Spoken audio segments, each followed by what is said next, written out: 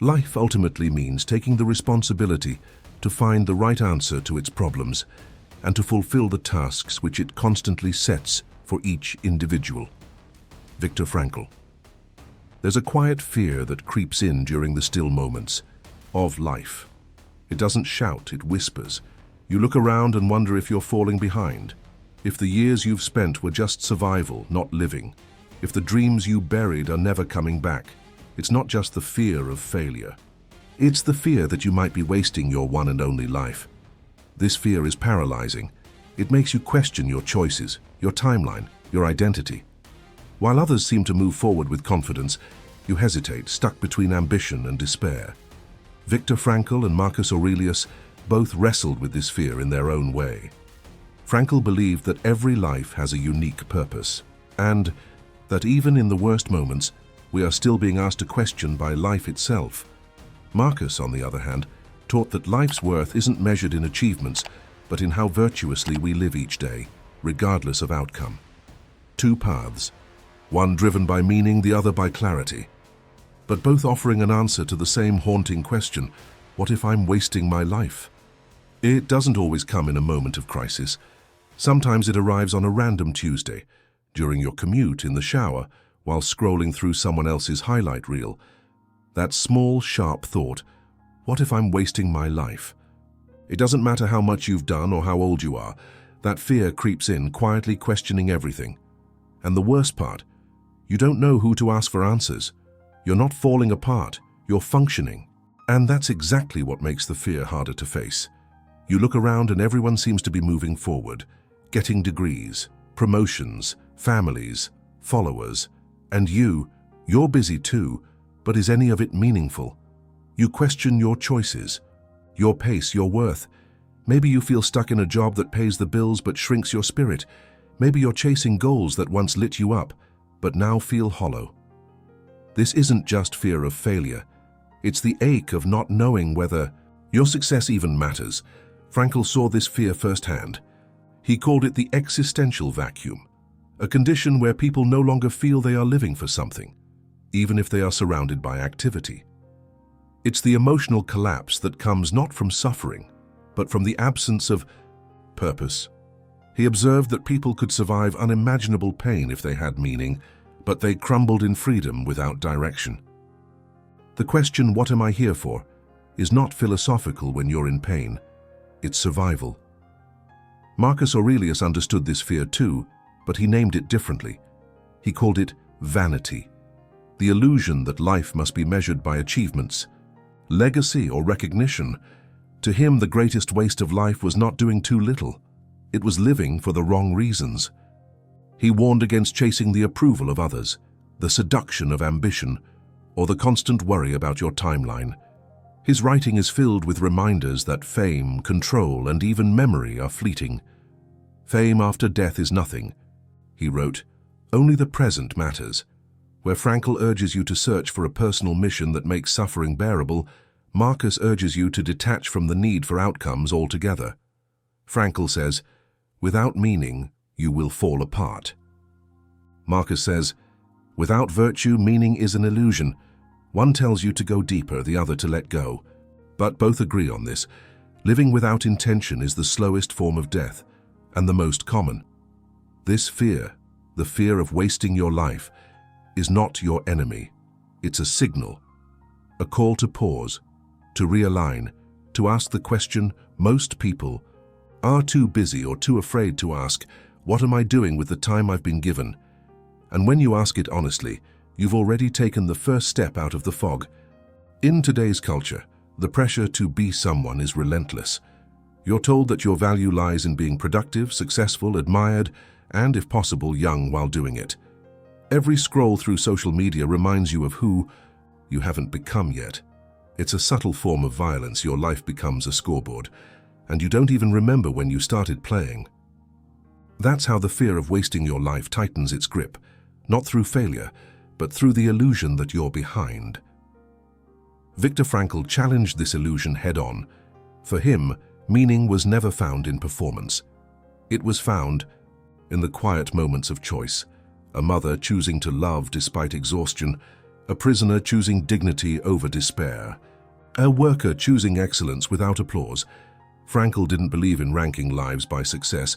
He believed every person is asked a different question by life, and no one can answer it but them. Your life isn't something you win, it's something you respond to. And the quality of that response defines your purpose.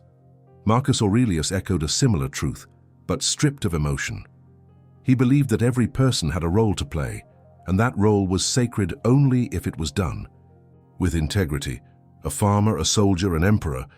The dignity came not from status, but from doing the task rightly. He warned against comparing timelines or legacies. Don't waste time arguing what a good man should be, he wrote. Be one. For Marcus, your value isn't in where you are, but in how you show up where you are. And yet, Frankl's approach is more personal.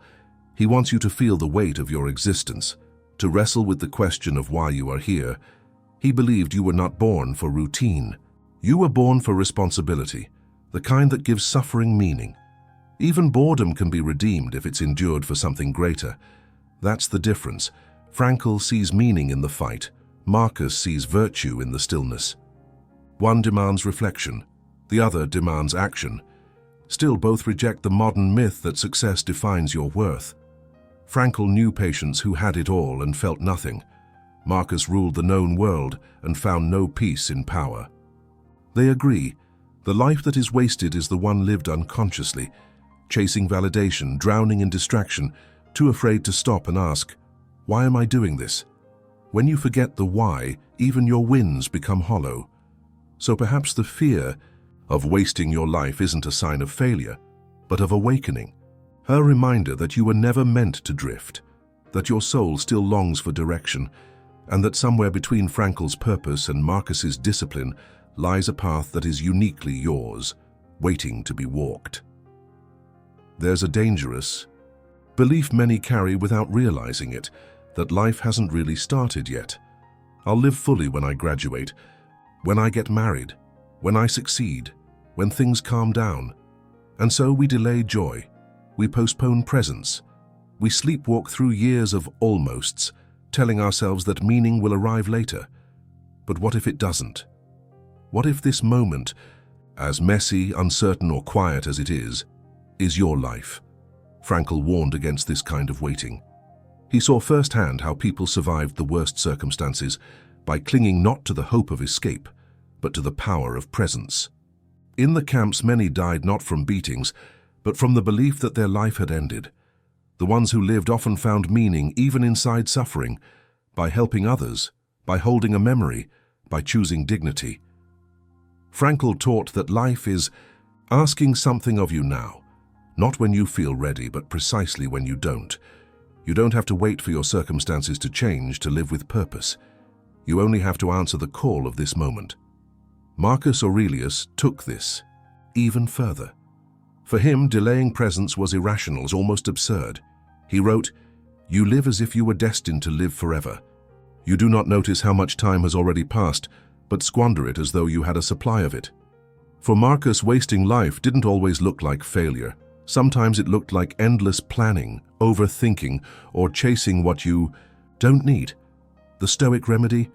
Focus radically on the present, not tomorrow, not what might be, just what is. One action, one thought, done rightly.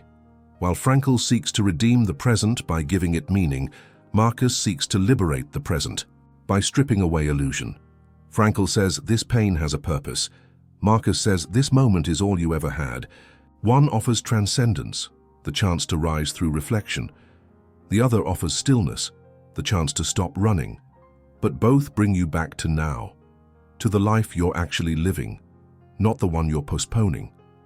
This matters deeply for those who fear they're wasting their life. Because the truth is, most people don't waste their lives with bad decisions. They waste them with no decisions. Waiting, numbing, over-planning. And then one day they look back and wonder, where did it go? But Frankl and Marcus stand in that space and remind you, it's not too late. This minute can still count, and if you let it. So the question becomes painfully clear. What are you delaying that only you can begin? What truth are you avoiding because you think tomorrow will be easier? What calling are you postponing because it scares you? If you fear wasting your life, the only real waste is not asking these questions. It's hard to hear your own soul when the world is shouting expectations at you. By a certain age, you should have this, look like that, be here, do more. Society doesn't always say it out loud, but it implies every day that your worth depends on how well you keep up. You compare your pace, your appearance, your status. You see others achieving more, traveling further, smiling wider, and even when you know it's curated, something in you breaks. Maybe I'm not enough. That thought is poison, quiet, slow, devastating. Viktor Frankl believed that comparison kills meaning, because meaning by nature is personal. It cannot be borrowed, copied, or outsourced. You are not asked to fulfill someone else's mission, only your own. He wrote that man's task is to discover what life expects of him, not what the world celebrates. Meaning isn't about being impressive, it's about being aligned. He saw that even in the worst places, individuals could find dignity, not by comparing their suffering, but by responding to it with courage unique to their story. Marcus Aurelius addressed this pressure centuries before Instagram. He reminded himself constantly not to seek praise, not to crave legacy, not to measure his soul by other people's applause. Ambition means tying your well-being to what other people say or do, he wrote. Sanity means tying it to your own actions. The Stoic mind rejects comparison because it sees each life as self-contained. Your path is yours alone, and peace begins when you stop outsourcing your definition of success to others. And yet, that's easier said than done. We live in a time where identity is performative. Curated feeds, personal brands, constant updates. The temptation to measure yourself by others is everywhere. But Marcus offers a scalpel. Slice away what doesn't belong to you. Detach from roles you didn't choose. Decline the race you never agreed to run. Focus only on what you can control, your actions, your virtue, your reason. Let that be enough. Frankl, meanwhile, encourages you to move inward, not to escape the world, but to rediscover your task within it. He doesn't ask you to be great. He asks you to be faithful to whatever your conscience reveals as your responsibility. That could be raising a child with tenderness, creating something honest, enduring with grace. The more personal your path becomes, the more immune you become to external pressure. Meaning shields you from comparison because it anchors you to something deeper than status. So the next time you feel behind, stop. That voice telling you you're late, unworthy, or invisible is not your conscience. It's conditioning. The truth is quieter, and Frankl and Marcus both want you to hear it. Your life isn't behind, it's beginning every time you return to what matters. You fear wasting your life because deep down you know it matters. That fear is not weakness, it's your conscience knocking. But conscience alone won't carry you forward. At some point, you must choose. Not the perfect path, not the guaranteed outcome, but the next courageous step. That's where Frankl and Marcus meet you. Not with formulas, but with frameworks. Not with answers, but with questions.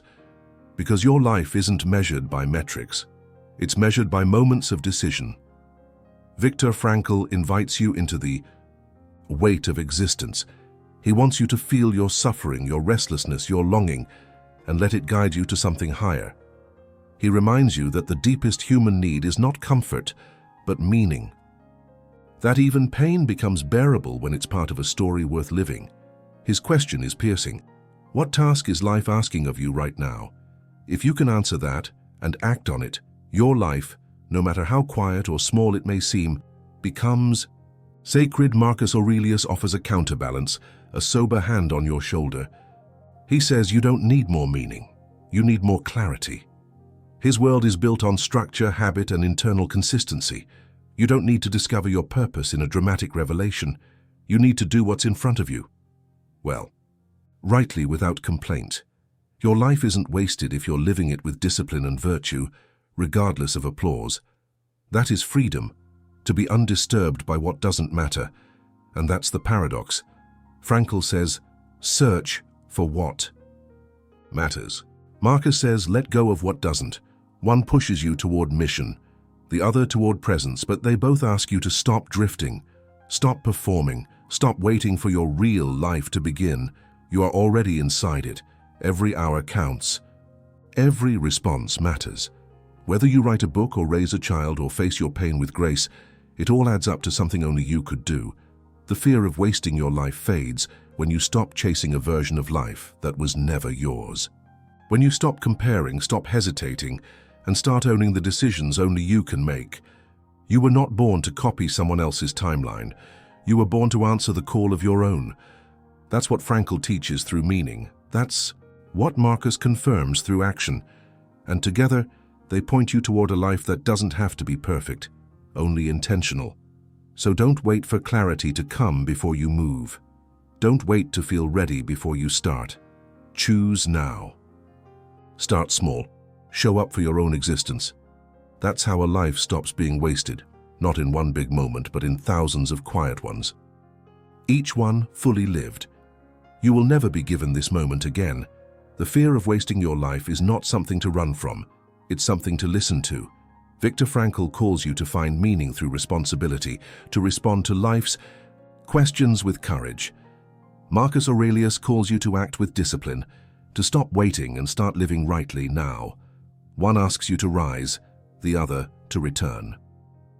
But both demand that you choose, because drifting is the only real failure.